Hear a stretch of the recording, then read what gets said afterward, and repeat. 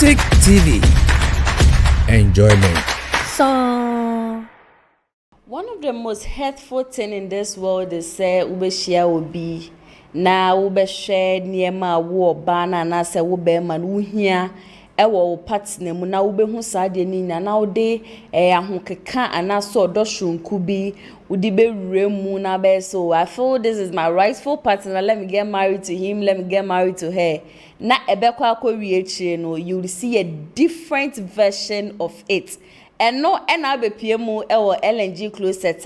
You can say you saw all those red flags, but because you were so much blinded when it comes to love, and nunti and away who sani a money yina. Mammy my LNG closet as your phone in our Kwabashanko and Fambra LNG. Loyal fans of LNG closet. Monson and I asked one day in Chiakesi and I made a mamma Mijidisenya Mia Dum Obi Biara who ye me pacho crano send any day di kanya by chance what chance to LNG closet am Mr. Entwemu nkosa LNG closet ejumedi ayahye say ye de ba beboa wo no worry na menteme ho asibi wo manaso obi a otu anamo obi na ohia efutuo ebade sana nipa nde na asem ebedan ye yetna se ye pensem mu na ya toato adwe ne ya solution ede amaniti me pa chow se wa be chance to ye video de ne me pa chopa subscribe to the channel ema me na tie video yin so na share ma wonu bi na ono so share enfama obi sanso no ha ne amane bi eda so bi anso no betumi de aba bedan enne asema na ya asewa mensa aka wa hanum se na baba wa bi ena edi aba be som mi achesen abuzia nema wo kire no mehye se obeka me ho na yakone yakwakotie ndensama na ya asewa mensa aka no yengotie mra sisia Nana, good morning. Me jidi so hoye. Me problem ni o but unse me twini enye ntino. Wase me kano obrofo. Okay. I had given up on love until I met my husband, who made me believe that true love existed. He was caring, loving, and a down-to-earth person. I always refer to him as an angel sent from heaven because of the love he was showing me. We eventually got married and began the journey on a smooth ground until after 2 years of marriage, when my husband began to reveal his devilish side. He is the meanest person I've ever met. I'm finding it difficult to even speak to anyone about how my husband treats me. The maltreatment started after we welcomed our second child. He easily gets angry and has suddenly developed a nagging attitude where he complains about everything I do. Even if it's a minor mistake, he goes to work and comes back late and uses his lateness as an excuse not to eat my food. And anytime I complain, he says nothing and leaves the house. With that, it will take about a week before he returns home. We are in our 4th year and I don't remember the last time my husband dined with me, had a conversation with me, and to add up, had sex with me. With the latter, he teases me by making sure I'm in the mood and he would later tell me he's tired and wants to sleep. I have tried speaking to him, but he brushes me off every time. He has stopped paying the kids' school fees and feeding us. He feels I'm also working, so I should do all that. And I'm not complaining about how do I go about this. His family and church elders all know this and he slapped me for reporting him. I'm dying slowly. Please help me. Tick TV. Enjoyment. So ebusia enasem no ena yakwa akotie abano na uti ababa wanenum nsem a na cheso ohia be ma ne de na opewo be ma ne mu nyina ena ohun ya ode ware no na mbom no ware ni wieye no wo hu se se be bon sampa na maware no but se na me sha se na me kan most times no ye ma no ye hu red signs ni bi but ebia na sike bi ode ma yen ebia na gift bi ode ma ye bia na niema bi oye ma ye ntino ye bu ye ni gu sa niema nyinia so but aware abani abrebia ye tena se ye kasa aware ne kwan ware se nanso bi wo bi ho na wentumi an correcte na woka so I would be able to overcome it when I get married to the person.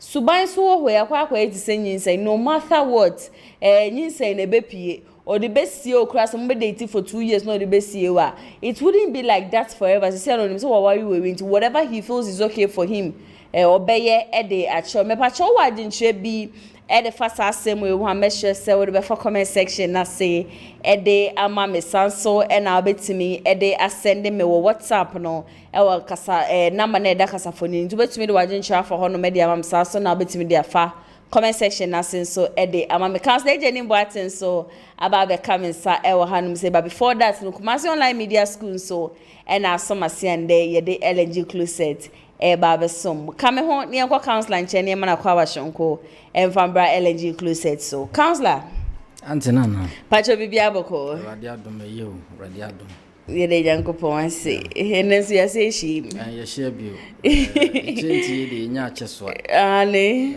ya banso de na chese ya manfo nsem om de aba beda ye no eno anti ne yeti hanum si ya chese ye be hwase ye be solution e de ama om counselor na asem no hu ne sei is a idea see this time a month for bebre was our problem no omo worry I say it's getting to second third fourth year no now munya sa problems we maybe a twem na ye ka ho asem say marriage goes through a process and at times it can be some of the process no mono ena eko emasa eba.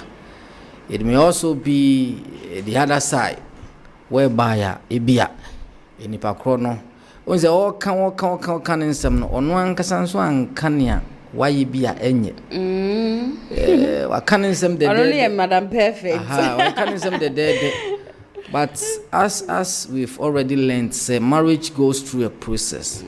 When we reach the second third year hono process ay kom no ya na not to me ekofa niam bebre because when you yan de kakra nka ho a na adwe se ni unim no nko a you can work with it and sheda emwa.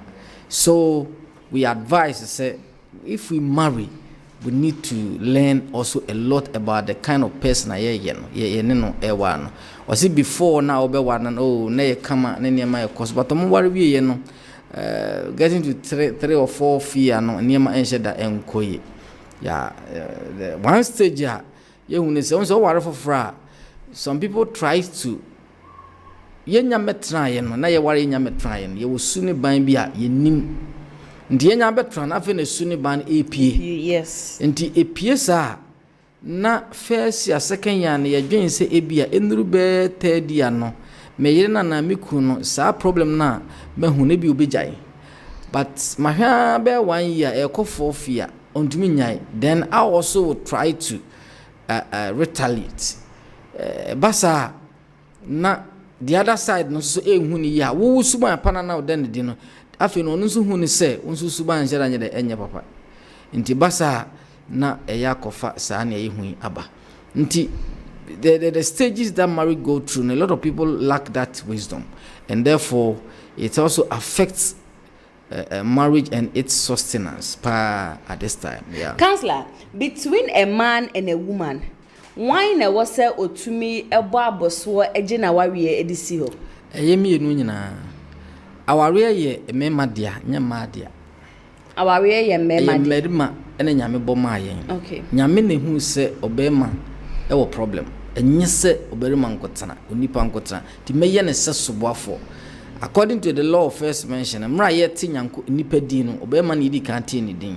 De hu se nyankopon e de oba e be ka bema ho. Nti ka basically pa de nka ware ye bema dia. Okay.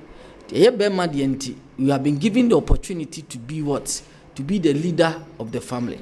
And wherever there's a program, wherever there is a project, wherever there's an institution, the leader should make sure say institution was a continue. A juma ya iwumi. ye wo ye panyin wo ho no se kira ye beba nyame mfa sa ama na se ne ma nche da nko ya we ask the boss. Okay, a man are the boss of the family, of the marriage. We have to. Yeah, was here to me. Nyame de ade na braye. They was here to me. Gisi was say. Ye be shama wale na akoso. A man ye nseso boafo. So sesi ye jai awale na ma won. But the name say ma ye mre kakra ni nti no. Na sometimes at times no. Niema ba ko mienu bi. Omo taye trimude. Na enu nti akoye se aware eye maadia ena sabio omonsu duru ba bia omani eden ena omagye aware no se eye omodia ena me ma dwen se ne momfai but basically marriage is for men. Okay, tinko be man e wo so otumi bo abosto gina se e wo se me ma aware no ejina yeah. And then so area sana ye wom no a man can only be kept if he is willing to stay. To me for say be something na wawie ni mu. What of that? Entina Adam ni if from so no buy nyame buy we mi so ba no. Okay. Bisa be ma no. Nti say if you know or you don't know, marriage that you have entered no. Won na say bi okoye oba no ho ade. Una hu oba na akose ne pe e na akoye den. Una hu car no. E na wo say yo fo bo akoto. Na say sa na akoto. Ade ne say wo hwe na wo maintain car ni ye. Okay. Ne say ya na ko bisa yero tifie. No, but when we come around, we see say it seems say a man a power here na we say yes obe ni onyam ne be ma e no kre. But once so no onyam e no den ene ne oyere ni bi. It is say wunimo say wunimo na say ujam or we eto chima da chi nyankopon be bisa. You ask of you say ni denti na oye ma sa ade no kudu sa abre. Bebre dwen say oh a mad ye our ye mad until they should continue with that and do every effort to make their marriage work. But Beman so e wo chefa bebre eye wom because marriage was created for men, not for women. Okay. Counselor, ye wo nipa bi wo wiase a nipa ho funu wo mo entem. Yeah. Ye wo mbema bi sa ye wo ma bi sa. Yeah. And the case I yes okay, yen to be in kase bema na ye the type ne ho oba ho phone no entemana because if there is misunderstanding na se make sound na betumi frifie for a week before answer na oba return something kwen kwan so obufu kra no then you get angry over it yen gin this bema na be that type of people. It can be like that, can be so a type of beyond me no ban tran dem nche. Some people want me no ban tran dem be 2 months cra na ko be sa ko 3 years. Eti e basa sisi ana no afron in 1 or 2 ways. But so what so be worried there, you have to be matured. Yes. It's a part of maturity. It's one of the signs that you should say when you're matured and I want to marry. If you can't sit down and stay with a lady in one room or in one house for forever and ever, you are not mature to marry. Don't go and bring somebody's daughter and come and mess up with the daughter. Yeah. It is said once we oba na no bema bisa etu anamoa hwe those kind of behaviors and who say at least it seems say oba ni bebriba na o problem. You should also be very careful. Say that guy is not all that matured to be taken as for the husband. Yes, I dacha moko animu subon be done in airtime. Kofo be brave sa no motie. Omuntumi ni nipa entena nche. Sisi ana no hwan den. Afon. Yeah. Counselor, ye ba no awawie mu a what's the best way a nipa betumi any obia or ye very quick tempered obia ni bufu temper atena. Yeah, na me wadamfo bia. Na last time I say police ni ne kuko nchefu kra. Sesia na buafu. Sesia na buafu. Untimi ne father am be 1 month, 2 months kra. But oye bibi maame na me e was secondary school. Enti me hwe saade ne so etumi ne tenae. No ye me senior. But they could do baby say me be san ho ko manim wa ewo school mu jano. Okay. Edi afei me so me ko pie training college ejano ena echi ono bae to ono bae no na wo se me so me je no e de tram nchen for some time and sana on so dey move on in life. Yeah, terabia ye hwe ni obi nso eye na ye de adono.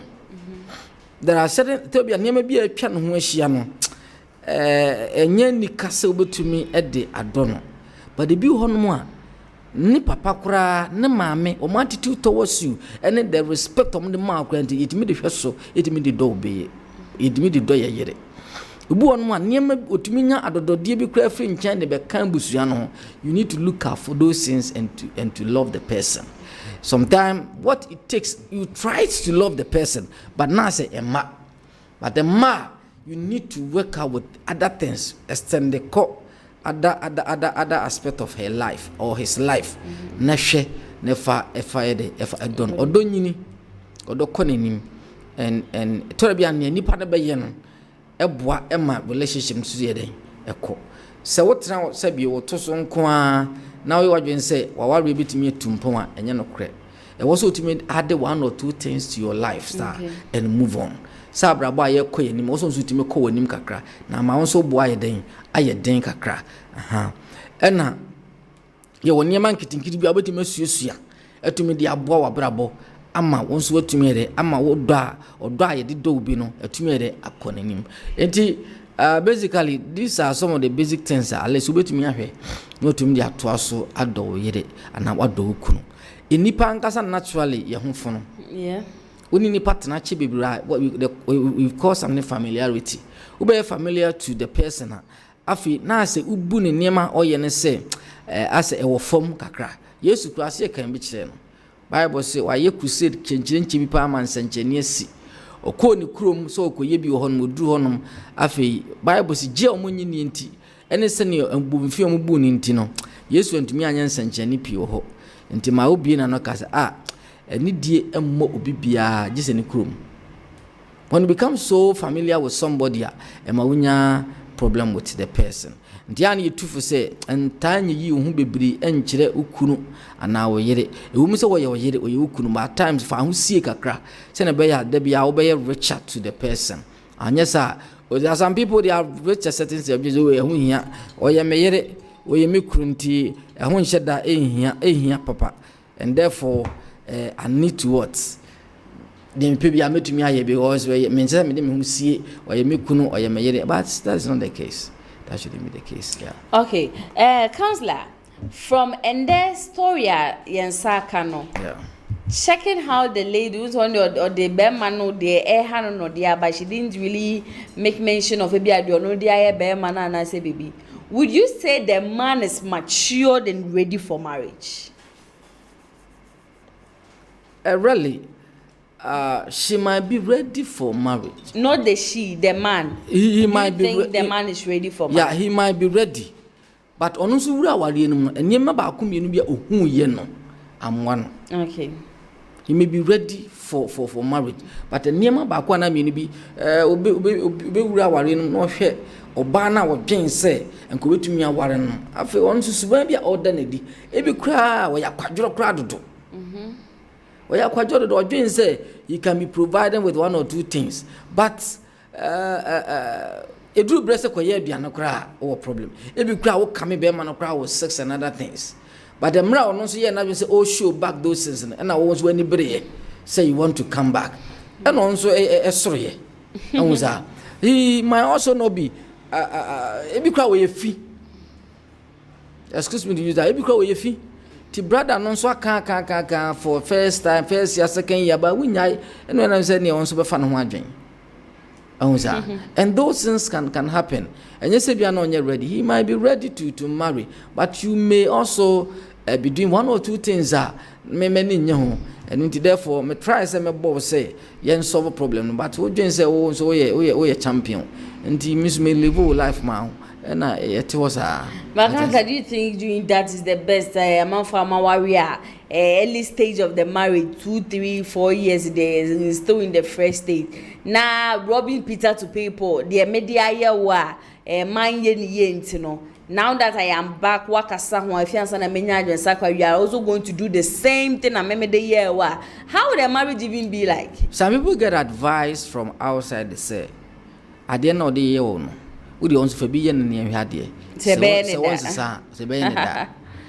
He's trying to do those things to make sure say ebia ebe to me afa but onye na nye se bia ojaya ware na mom you want to do those things say na bia won so wadwene beba fie na wotumi aye dey because nkrofo bebre try some be support polygamy simply because omodwen say em se ka oba nko a wo fie ho no mo a ka ono nko a wo fie ho no a o try say oba misbehave nti ene nka me obi ka ho a me twem pana ka ho a oba wise up onza nkrofo bi yama ase yaye nokore because some ladies especially no omodwen say ye ono nko anti na wonko ba bia no o try so take this advantage no e dia misbehave o dia say o first no ye shade ase no wonu aduane etumi de si honom ma ebedi but afa ye kodu ye kuenum kakra no oba fi a aduane na first now the table so no wagya no woda ase num jo aduane manuel ebi ho no kokotibidi bedi akotibidi bedi bi akotibidi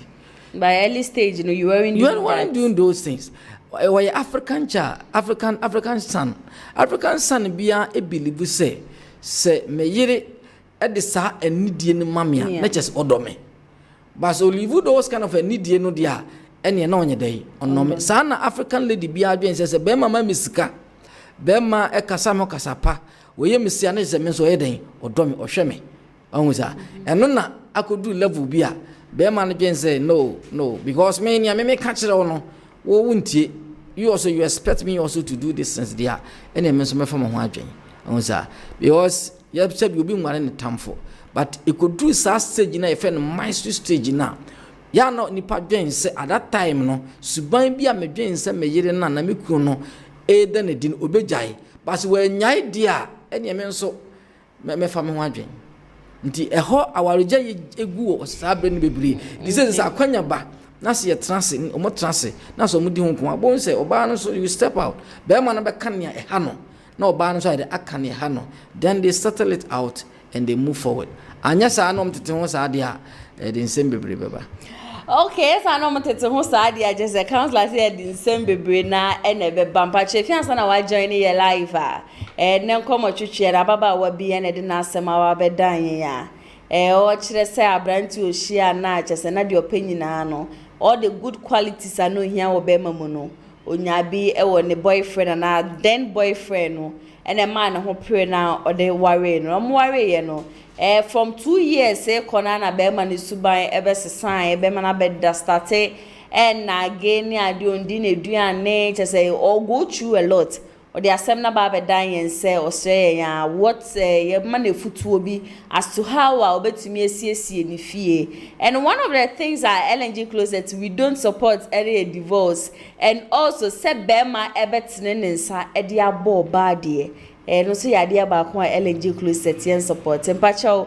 Kumasi Online Media School so na so mase ende ye de LNG Closet somo baby biara mo hwe yen efri empacho Kumasi Online Media School yen central school pon a omaba be pie omaba be bie e wa santemante mu hanum say omoye media courses bebre ebi ye camera handling TV and radio presentation TV and radio production MCR studio technician ne de keka ho sports journalism newscasting drone shots social media ne de keka ho bebre me pacho omo de ne 100% practicals 3 months after 3 months no mama o certificate almost one day no practical straight into the very first day obesha disuanse no ye de wura studio ye de ko field na ya cheche ni emeni su baby biara wo fi babia no me patcho location shouldn't be a barrier for you mo amhwe yen wa abrochi abrebi a mo frɛ o e bia me wo fast bi wo hanum so wo takrade o Cape Coast o wo hanum say ye person ono so ba me patcho akwanya no e wo honum e dia ma obi baby bia nipa no efri e ba bia no nipa no ebetumi aba we ye 3 months intensive practicals ye forms ne so de ne bo nya den kwa just 100 Ghana cedis until so be for forms na se ne nije eye TV and radio presentation ho a na wa take ebi ope drone shots and na se ebi ope camera handling na we choose ne de na fantiti ye mu me pa ye location eye Askwa ye ni TI Amas ena edi inhwenim na ma na eda kasafoni ne na yezo 5506233377 ana sezo 55703610 ubetumi afre suku mpenifo na oni omo atwetwe enkomo counselor ewa hanum say so de na chese yetua enkomo twetwe no so na sene na me ka counselor na me kanom ade ba ko a LNG closet yen support ene se be ma betene ne nsa ede aboba ye show ba na sema niema na etete no niema na eha no na ode akodan asori mpenifo de akodan be ma no ebusua be ma ne find out be ma no etene ne sabo ne se adenti na wo se wo de ma asem ekwa abonte in cases like this then no ba no betumi ayi masa level ne di dra na hadwen wo ye be ma sabio ene na obi asem aba but once wasem be ba daachi yes ni obi aba nipa ba akope na ne nanane abrewa one day one night ubenya asem abepese mpanyimfo ana ebebem ya be kan wasem bi amawo ene na sister no sabio ne ho akire no de na asem akọ se wo ye fen wo ye owarefo don't expect to say if you don't want wasem se be kwa abonten ene ye woni emaye fa woni emasisi akwan mu ye anya sa enne yakodu ba bia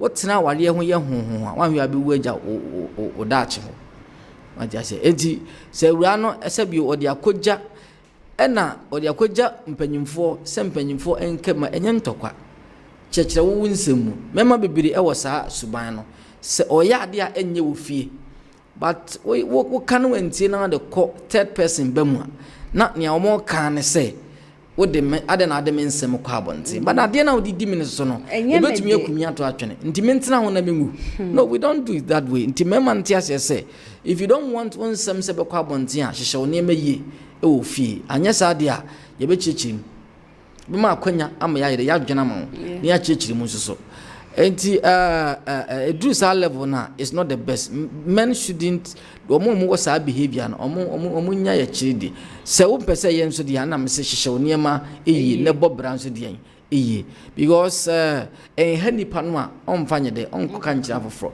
ope kwanya so no behia na matena se na madinkomo na meyere wo yere ne me kunu no ne ha obi a ne yenka ne yenhwe na se onya mentimi nsori hwa se me frifio because aware ne mpanyimfo wase de hu hia se have to go to the backboners omo asabio no mo taware na chi ntina ye ware a ne ye kan se ewie a ye se hwefo ne taware na chi ne nyanze nim se ba bia nipa hia bia no wo ye den a twitwitwiri wo ho no bibi betumi asi nti esi a ne amade mpanyimfo abam so that they sit down and talk about the issue. So when this thing happens and after that we were doing so better when sabo ba sabio antwa ye enti de ense say ye kodu sa level no Bible ma yet ya say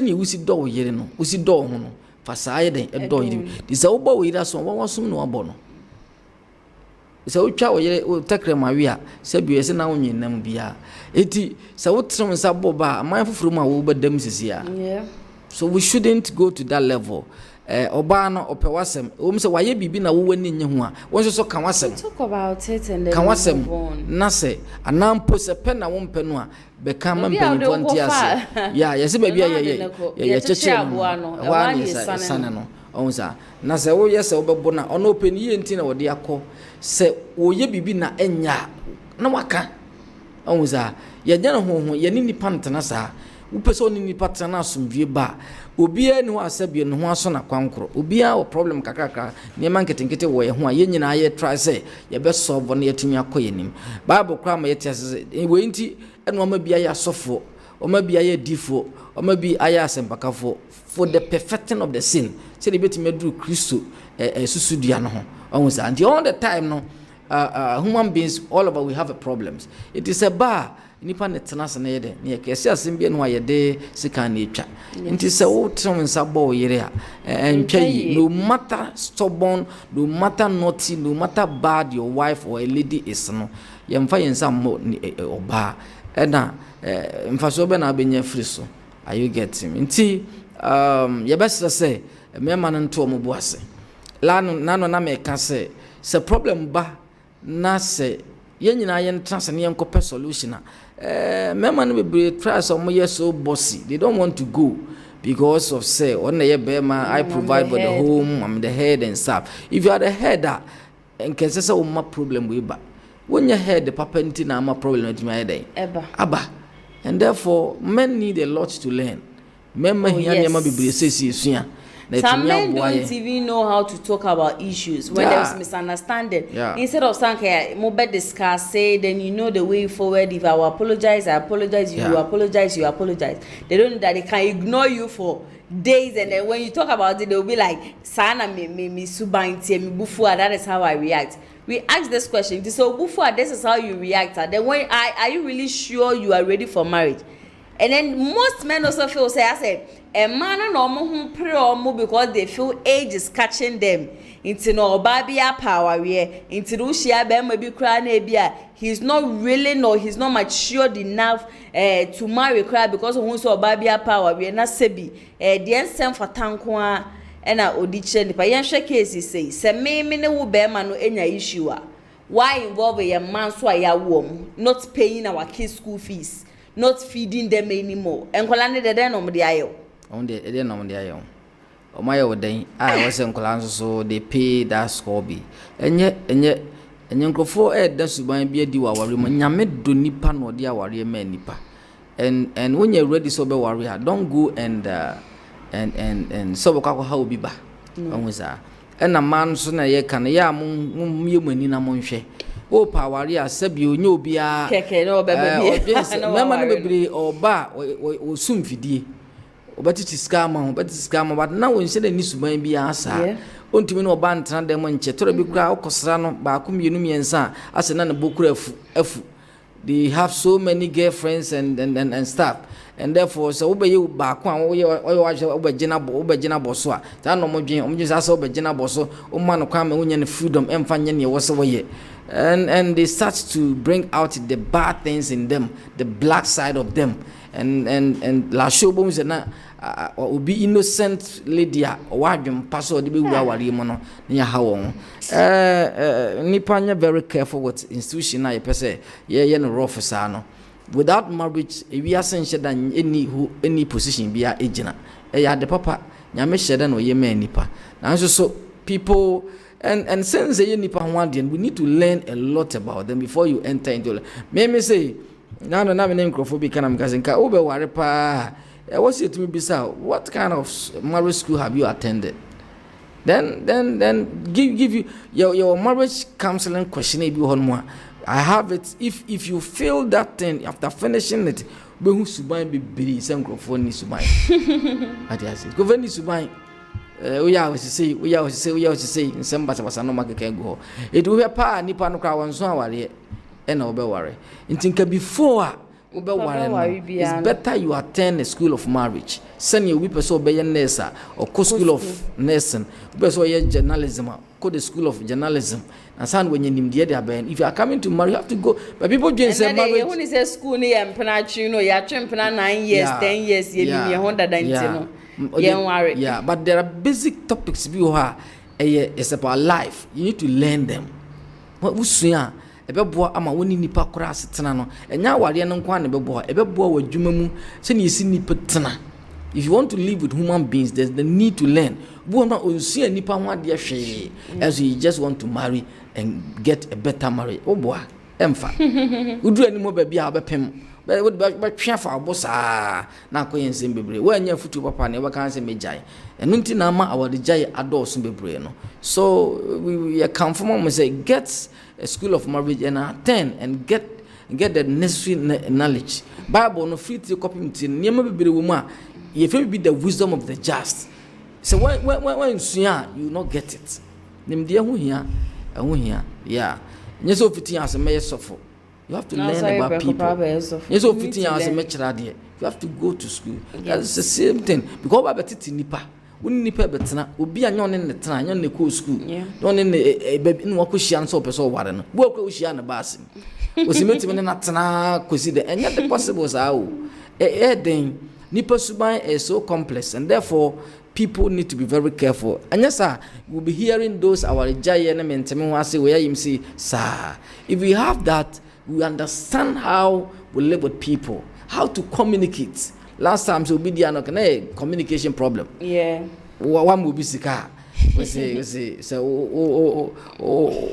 we want to be jamming me too. Say, because yes, that's yeah. So, these are some of the things we need to talk about. Yeah. Okay, counselor, let's talk about sex. Okay. I know sex plays a very big major role in marriages. Yeah. Now, I won't go through a case. Bema no betimi at the for bana no bane mood to have sex with him. Mwana bema na dane neja no ko. Onim se itimima nipa yare ho. If you let somebody to a certain point, he can fall sick, he can have a problem, psychology and everything. Into so many kind of things. He has to be very careful. They are now in a very dangerous thing. And now, so Bema, ban a person or any yes, no ban, say me Bema need to mean your problem be brave. The same thing the man it to mean. It marriage, a sex is a divine altar in a relationship, in marriage. Okay. Nyame say a nam covenant na mo no Abraham no. Where there's covenant, there should be a connection.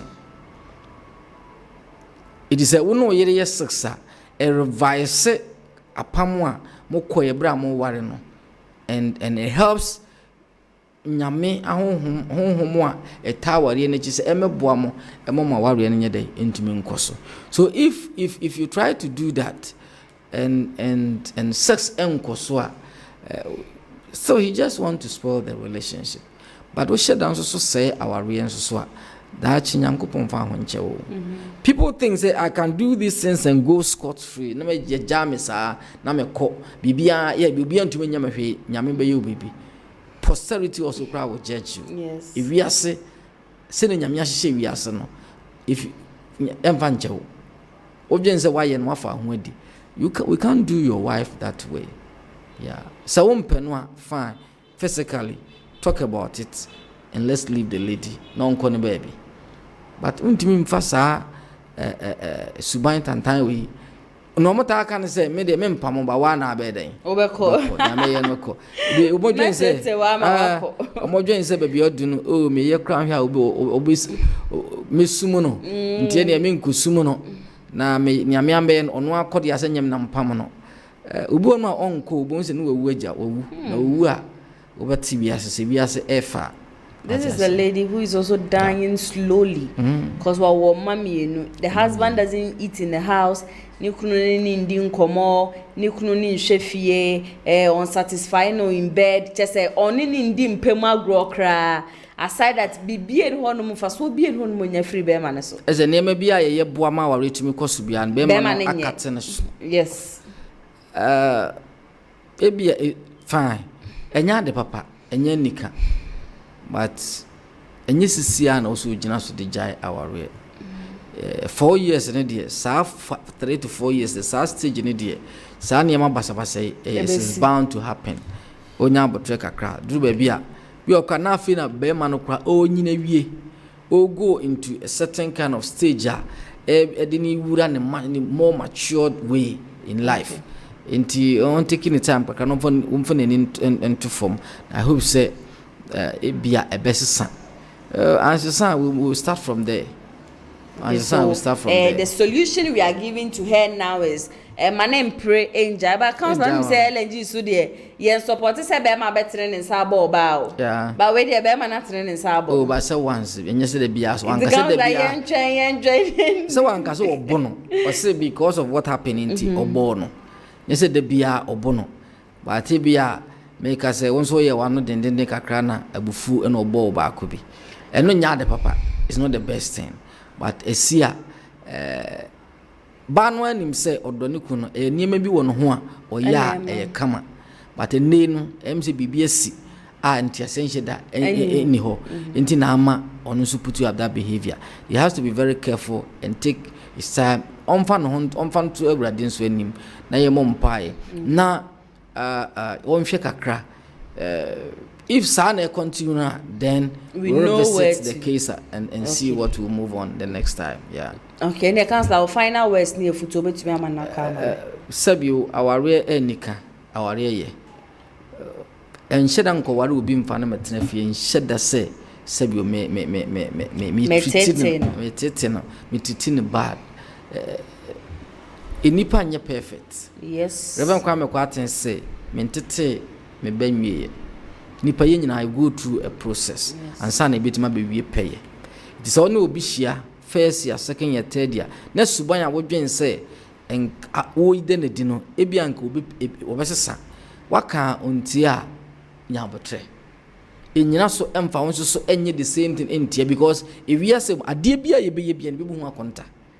Itu eye bre ene ye TV ase. Time na nyame dia ma no make sure every opportunity that you get no ubaye papa wonya credit e wonya meanim so what dey bone na wonya credit na wonya negatives e wo hono a daachi baby abekọ nso wonsusuan so obibre aka se aware ye mfa nko heaven ba aware ya brabo se ne wo ye adwuma se ne se bi wotu fie saa ne ye bobra ti nia wo beye no eso credit na benya na nyame nso afa so yede e hira wo daachi it is say nia wo yiri bi dia ye wo kunu bi dia ye nti nso be the same thing etia no a say blessed is the one that giveth than the one that taketh nia omamu wo nhira esen nia we den esen oje nti wo ye papa ne kureni bible akase papa oboni obi abebu hu aten nti enkata wani enni wo yiri bad enni wo kunu nso den bad abra wo dwen se nia wo dia ye wunti se wota no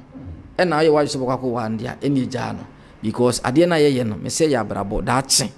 Yamenam so beding, it be buoy wating. And Shedan Catawani, any way you wicked, and any way you couldn't bad. And yan a bonibia, and fam for Subia and them, a bra where your Obama and now your papa. In Pomon, cranoa, in nipa, medica canoa, if you dare to say, if we are seeing nipa dear. But ye jay, I'm a Satan, a dear ni. Etia ye yonku nia ye nua yonko sane be ya sabio la show ni padua we na Satan ni bie no wo behwere no no nyina ye den ayepe. So we need to be very careful with how we treat people each and every day. One. Councilor, meda was here fan say nenso meto mensa efreri wa be come ho aya solution e dia ma nyankopon inshallah pa. Obsia monsa mo join LNG closet and the day monso na se shonko e na mede mama misro share video we ma wonu e bi no so en share ma obi mo share so no na mo de madwentwe so for comment section na say e de mama na we mi like bottom no send ye ne yatsna sia pense mo pe solution e dia ma obi sanso na won so how ni amane biara da so a chesa kire wadwun so a wo hu de wo ye wo ho no sanso na won so de bedan ye betina seni a pense mu a pe solution e de ama e den e na wo twen na mane ye 05570 36109 ubetumi ede wo haw no wamane a eche su nyina ede afa ho sempo no mpese bi obi be hu se bia wo na wo de wasem ebedan ya na se bia mo ye namfufuo bia obi ani mu voice a wo de type wasem no na febra wo de ba na ya se wo mba betena hanum se na makenkan na ye bia tuma mo obi ase obi biara emfa na dwenhwen so embra Kumasi online media school so ena ne de ye so mase a mede LNG closet ebe so me pacho mo yensentro school pon aba be pie mu e wo Kumasi ha omo ye media courses bebre ntino woni jinsentro adwuma ho woni je se obi a wo de camera betwa mfoni wo betwa video woni je ho se de meti he ya me ye woni je ho wo pese wo sua sene social media no eti ye bie YouTube ye kasa YouTube no wo pese bia wo ye sports presenter upase bia wusua sene ye hihye mfidie ni ade bia ye hihye studio ni ade a mepacho ye we nyina bi e wa hanum say ye de ni ye 3 month intensive practicals yɛde ne yɛ practical senkoa into the very first day ya obɛhyɛ ye ne do ra field ye do ko studio ne yɛ kyerɛkyerɛ ne mani so for 3 months after 3 months na yɛ do certificate ahyɛ wo nsa umpɛwe na upɛdɛ yɛ forms ne nso de ne bo nya de nkra just 100 Ghana cedis baby biara nso a wo fi ba bia no mepa kyɛw ye bia ya poma to hɔ de amamo ubetumi aba open your location nso a ye waskwa ye ni TI amas ene di hwenim na wo wie school ne kra de baby obeye wa attachment and as internship na mepa kyɛw tumuda Kumasi online media school penifo omo ankasa ede niema begu akwam na baby a opese okoye wa attachment and as internship no omo so wonsa ede wakɔ hɔnom na kyese hɔ nso no wakɔ akonya entity ye pa ede efiri hɔ umpɛwe na apɛden tuturumika na friend penifo e was 0550623377 and that's 0557036109. Ahaso and then reba my na LNG closet and I asked wa many counselor Ejeni Boateng ye de be so money ye die sinyame adoma da sende ye be sanso edieshia makramo. Amafwe Kumasi online TV production yaba ne de ne yaba yede equipment ekukudam ana yede aba se eye camera de enam wiem de nam fom de enam ensuom ni nyina ye wo bi e wo honom a TV production yabo a hu yie pa se wo ye dwumadie bi etese wedding eye engagement and sorry ana schools se wo ye sem na bi na pese betwa ko all the social media networks no so e de amaw ye ni ntotonsa na fre eye Kumasi online TV production for na yamra na ye dwumadie ne Kama fe a ebo no eda from pa the production so the sound quality video quality ni nyina e wo soro wo pese wo hu ba bia wa ye wo Kumasi eyetia media opposite one ma ana se to nsa ne frɛ wa homa trufo so 0550623377 Kumasi online TV production ye demufua e wo Kumasi kodua mu.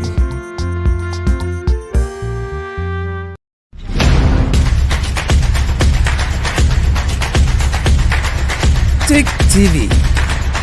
Enjoyment. So